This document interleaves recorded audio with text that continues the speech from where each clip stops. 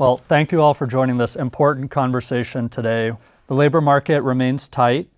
We're in this multi-generational workforce, perhaps the most multi-generational in history. Technology tools and capabilities are changing every function, HR included.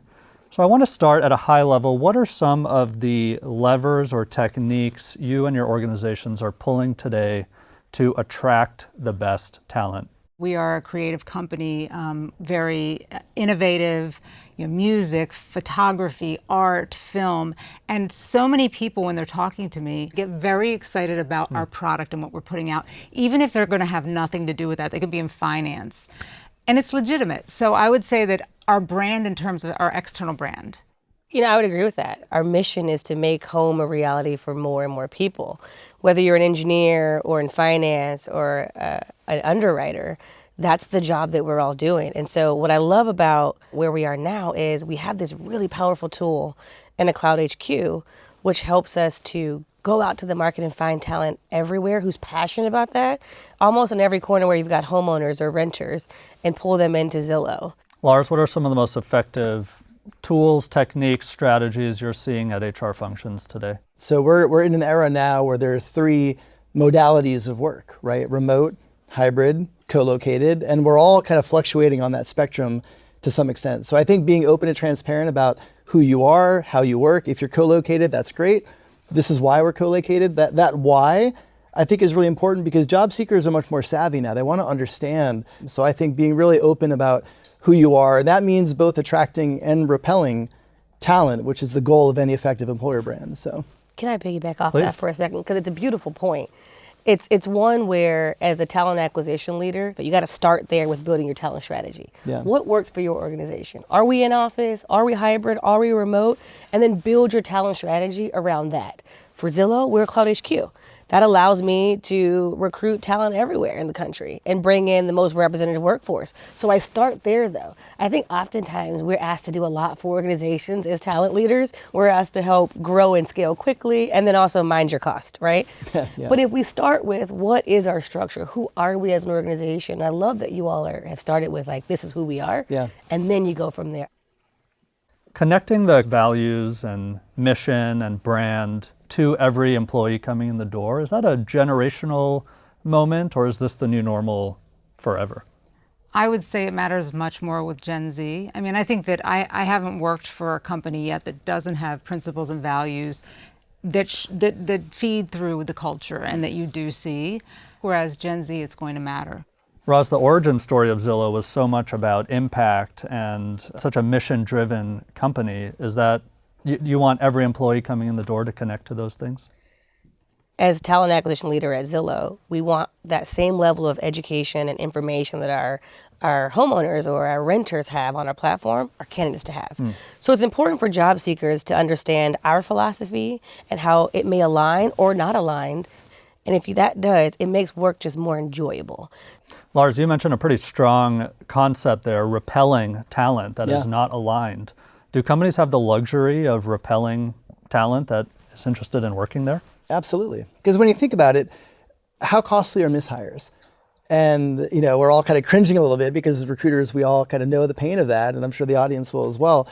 When you're not able to be upfront about the different things that you have, but also maybe you lack, and maybe you have a certain work style in the organization that some people love, some people don't love. And if you bury that and you just try to sell the sizzle, chances are they're not going to stay. And then you have an open vacancy again, you're going through the process again. It's much more costly to actually not do this than it is to do it. I totally agree with that. And it's not just a one-way street, meaning that the hire costs money to the company.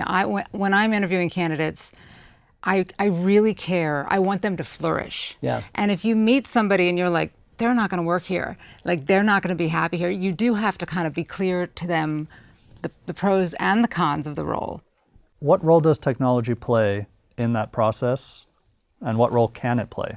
In New York, where we're headquartered, there's some laws around AI, and we're still trying to figure it out. So we don't have a lot of investment within HR from an AI perspective.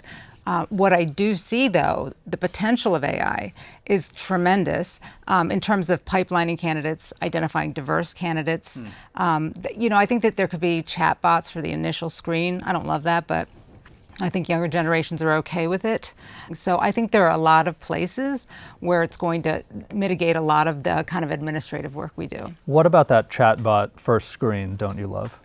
I don't know if it's generational. I find it just super cold. I also don't like the one-way video interview. We did that once at a company I worked with, and I felt like it was so awkward. I felt sorry for the people that were doing it. So I actually have a different take on it. I think technology has been a wonderful tool for us with assessing talent.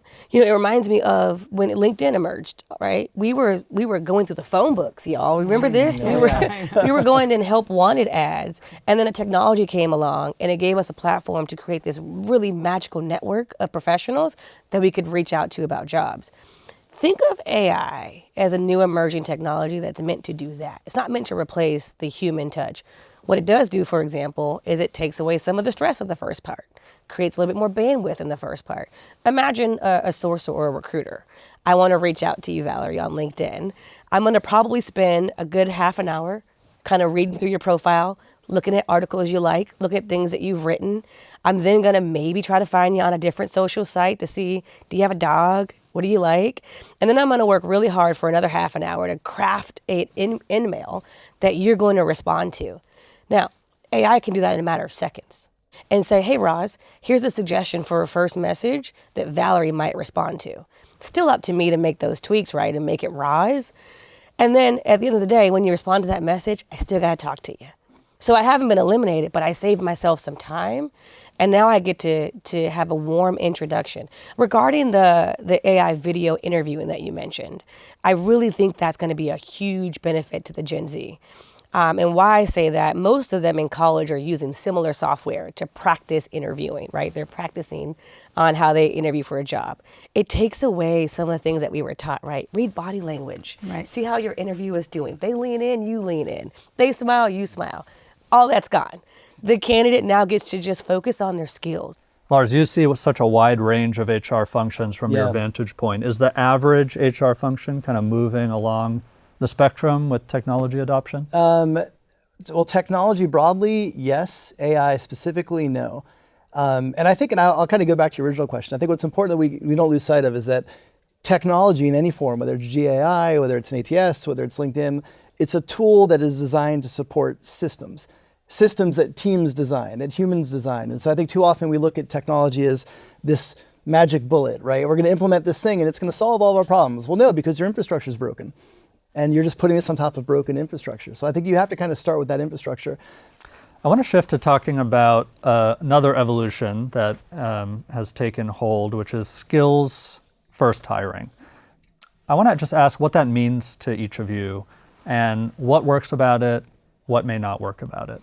Yeah, I mean, look, I think we've been talking about skills-based hiring for a few years now. I think we're still in the earlier stages of the adoption curve kind of as an industry, but I do think it's the future. And I think this is an area where tools like AI will really help us. And so for skills-based hiring to really be effective, a lot of the work and the foundation of that is one, having a great taxonomy of skills, but two, really educating the hiring managers around skills-based hiring, because that means that you're not going to get somebody walking in the door necessarily who's a 95% fit. But a lot of it is going to come down to educating our hiring managers of, this is somebody, these are the core skills they'll need to be successful in the role. They're not going to be 100%, they're not even going to be 95%, they might be 70%, but they're actually going to have a lot of room to grow and have a big impact on your team. One more thing that I think is going to really help unlock skill-based hiring. So in HR, there's always been learning and development, and then talent acquisition. Skill-based hiring brings us closer than ever, but than we have been before. And it's going to be really two things. One, it's going to be L&D really helping the organization to identify what are those skills and working with hiring managers to educate them on that, retraining. And then it's going to be on talent acquisition to pull those skills through in a hiring format. And how do we build strategies around hiring for that? When we look at internal mobility, how do we build internal mobility programs that lend themselves to those skills? It is such an exciting time in HR. So I'm just thrilled. I'm thrilled about where we are in the conversation with skill-based hiring. And does it naturally mean that traditional quote unquote pedigree markers like education, like previous employer, like background criteria become a little less important? I hope so. It's been a while since I've worked somewhere, really, since I've been in investment banking, where there were school snobs. Like, so thankfully that's gone away. But bachelor degree snobs, there still are. I'd love to see that go away. I think there's diminishing returns to getting a bachelor's degree. It's just so expensive, right? So, and I don't think it's necessarily for every role. But, you know, I have to convince other people. Yeah. I mean, look, I'll bring your last two questions together for a moment. You know, we talked about the way that we've always recruited and, you know, job boards and applying. We're not that far off. Like, we're probably a couple years away from actually not having job boards on our career sites, having an interface that basically consumes the information that you share. So it could be your LinkedIn profile, it could be your resume, it could be your writing samples, it could be blog posts you've written. There'll be a section on what your interests are, like the things you actually want to do, not just what you have done. And there'll be a back-end kind of generative AI system that will process that and say, based on, you know, we've extracted your skills, your interests, and your capabilities, and here are 5 jobs that we think you could apply for. And maybe 2 or 3 are going to be jobs that are in your field that you're like, yeah, naturally that would be, but you're serving me up something over here. I never even thought I had transferable skills, but I do. And so that, you know, when you think about the access that we'll have to talent when that's real and it's not that far off, it's massive. Yeah. It's going to allow us to really, you know, broaden our talent pools out tremendously. And it's going to upend a lot of the traditional ways that we thought about, more like transactional, one resume to one role matching and recruiting. I want to touch on DE&I for a moment. I've noticed that in certain environments, when there may be macroeconomic volatility, or hate to mention it, but election cycle, stump speeches, it's just a reality, DE&I might fall down the list of priorities. But test me on that. Is that actually happening? And what's the future of DE&I initiatives? So I have a little story. When the place that I've worked where it had the most sophisticated DE&I function was Lehman Brothers. And they invested a lot of money, and they meant it. And they really did. They meant it, and they did such good work. They moved the needle. However, when things started going south, I have a vivid memory of all of the DE&I team with boxes at the elevator. It was like the first thing that they just said, okay, we can wipe that out entirely. And it was this moment for me where I was like, even places that really value it somehow don't really believe that it contributes to the bottom line. But it does, you know? I mean, like, I believe in it for a million reasons, including that it's the right way to think about things. But it's good for business. Well, let's be real about this moment in time. Like, there's definitely headwinds. And so for companies who are unwinding their programs and cutting budgets, they're reacting to a moment in time. They're going to have to, you know, reinvest in that at some point. And now they're starting over again in a lot of ways. They haven't maintained the progress that they've made. And they've revealed themselves. They have revealed themselves. You know, that's the thing, that they've revealed themselves. And I would also add that Gen Z is the most diverse generation. Diversity, it matters to them, but almost like they just expect it, right? And inclusion. And so if you have a company that isn't inclusive, they're going to have a problem with that, you know, so you're going to have a problem attracting them.